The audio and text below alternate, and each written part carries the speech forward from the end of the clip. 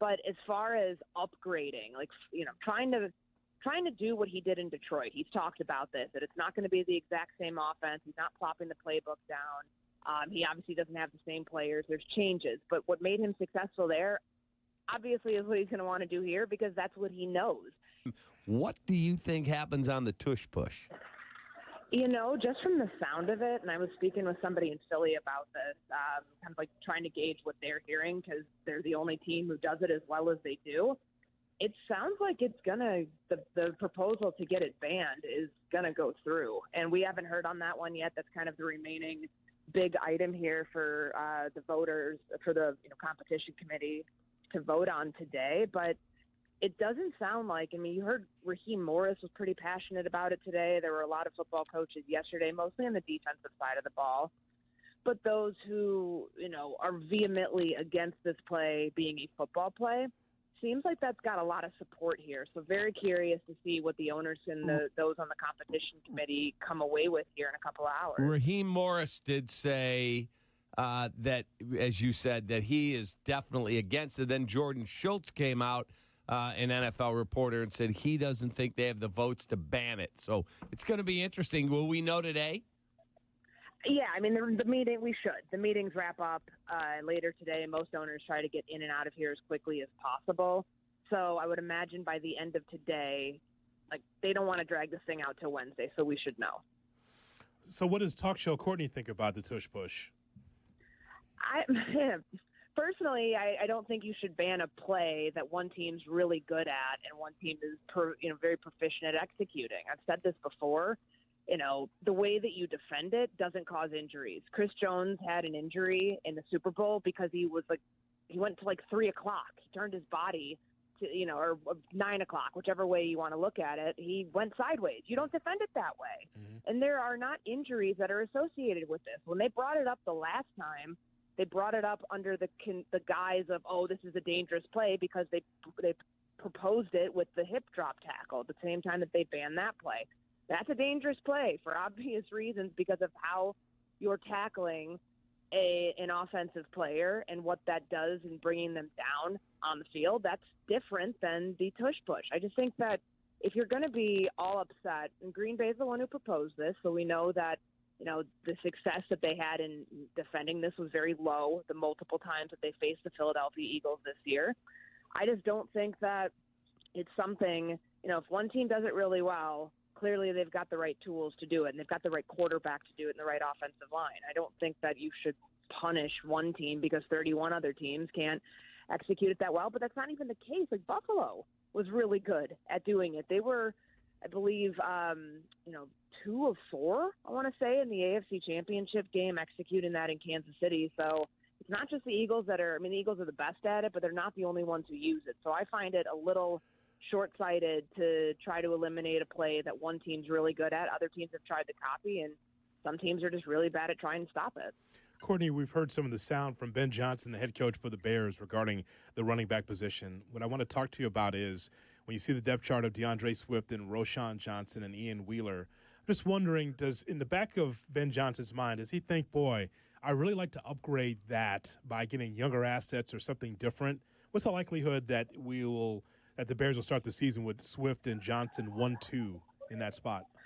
Well, he talked about wanting to increase the numbers in that room. And obviously you're going to need camp bodies. You're going to need more than just what they have to be able to get through the off season. But as far as upgrading, trying to do what he did in Detroit, he's talked about this, that it's not going to be the exact same offense. He's not plopping the playbook down. He obviously doesn't have the same players. There's changes. But what made him successful there, obviously, is what he's going to want to do here because that's what he knows. And the run game is a huge part of that. The run game is what you're able to build play action off of. It's all of the changes that we anticipate seeing with Caleb that frankly start with DeAndre Swift and whoever else is going to be in that backfield. Now, can you recreate the Sonic and Knuckles thing that they had with David Montgomery and Jahmyr Gibbs?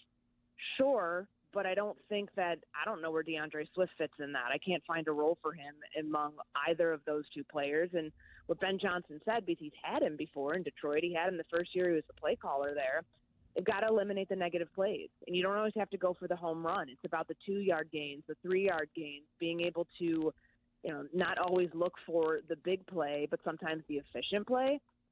He needs help. He needs somebody else in the backfield with him to complement his skill set so he can find the crease and be the guy to slip through and get you a big gain. And then you've got to find a bigger workhorse. Does that come at 10? Maybe. But I think that the way that Ben Johnson talked about those 2 second-round picks at 39 and 41, I think that seems like the sweet spot of where they'd be eyeing trying to add that position if they don't with the first-round pick that they have at 10. The great Courtney Cronin all over the NFL and the Bears, and our teammate here at ESPN 1000 is at the owners' meetings down in South Florida at the Breakers, which is a gorgeous resort, by the way. Courtney, let me ask you a question. If I told you Chicago traded both second-round picks to go from 10 to 4, would that stun you, or you would not be shocked so they could get whether it's Mason Graham or Abdul Carter? That would surprise me. It would, because those two they still have holes on this roster, and I know what Ryan Poles has said about a pass rusher that you can never have enough.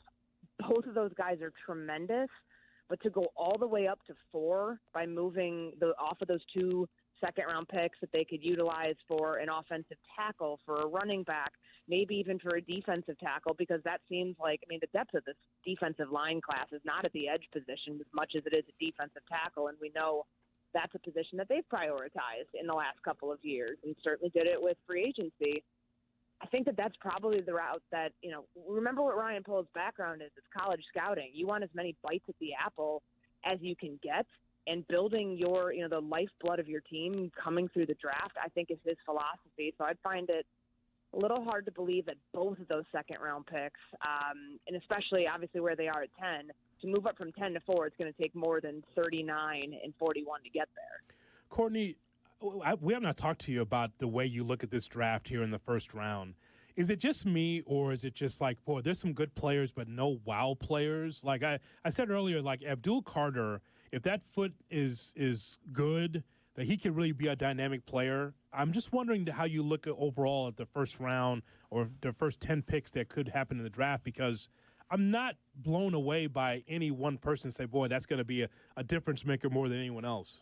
Yeah, it's because we don't have the receivers this year that we had last year. I know everybody wants to talk about the quarterbacks and, just it being 2 guys and then everybody else. I think it's because we don't have the receiver depth, because Marvin Harrison Jr., Malik Neighbors, Rome Odunze all being gone in the top 9, that's explosion to an offense. And all 3 of them demonstrated that they're very capable of doing that. The Bears saw glimpses of it last year.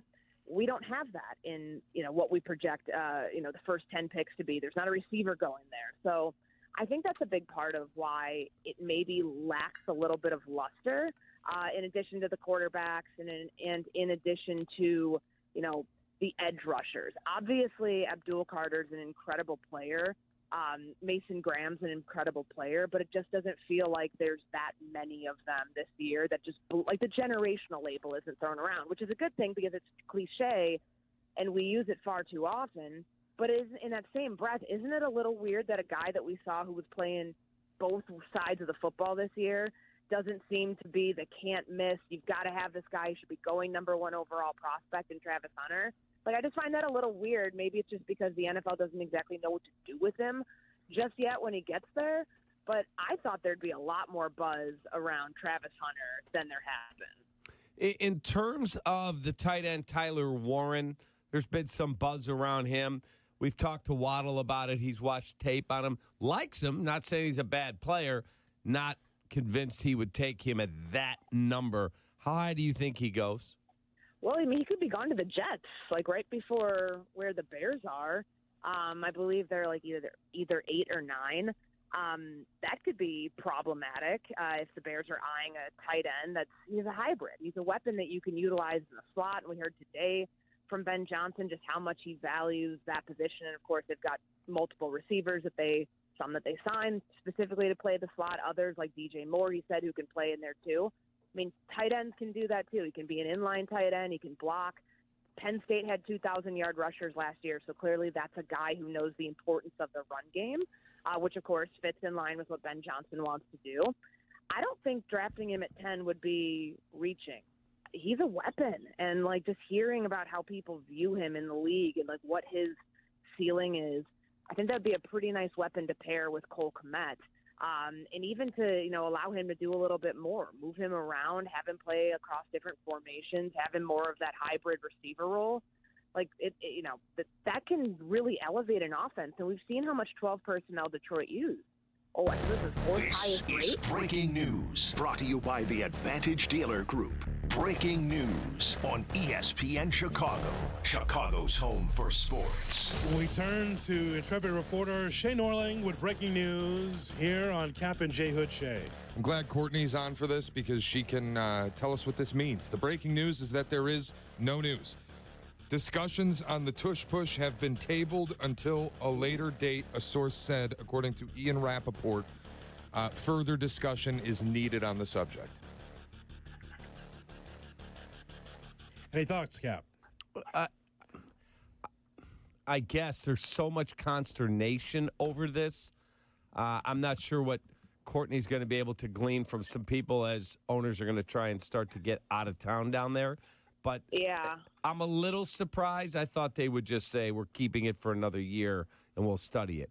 Now they're tabling it. And like what you had been hearing the last couple of days is that it was picking up support. That there were, kind of like we had heard today with Raheem Morris and other coaches voicing displeasure that it's something that, teams get to utilize.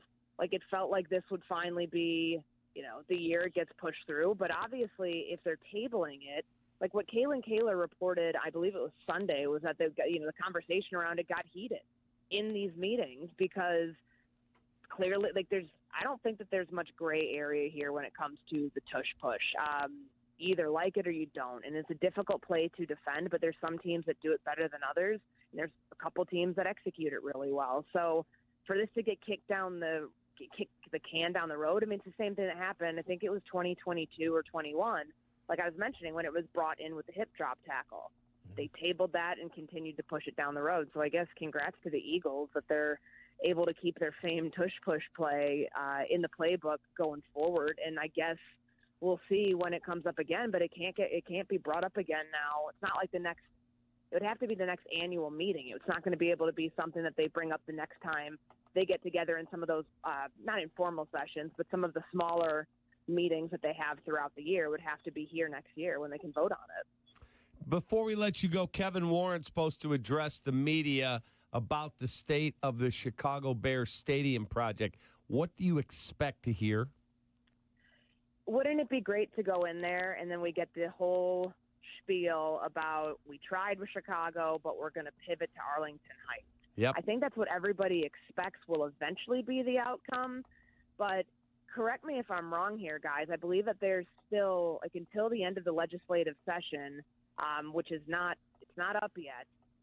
There's still time if they really are trying to get public funding for a stadium in the city of Chicago. I think they're technically, at least on the calendar, is time to do that. So I wouldn't be surprised if we really don't have a whole ton of news that comes out of this when we all inevitably think and believe it will be a stadium in Arlington Heights. I just am not sure that the team is at that point just yet of willing to pivot course completely, although it would be probably some of the biggest news to come out of owners' meetings if by some chance that's brought up tomorrow when Kevin Warren is expected to speak to our group.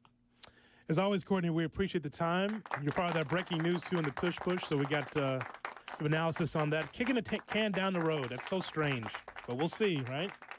Yeah, thanks, guys. I appreciate it. Have a great day.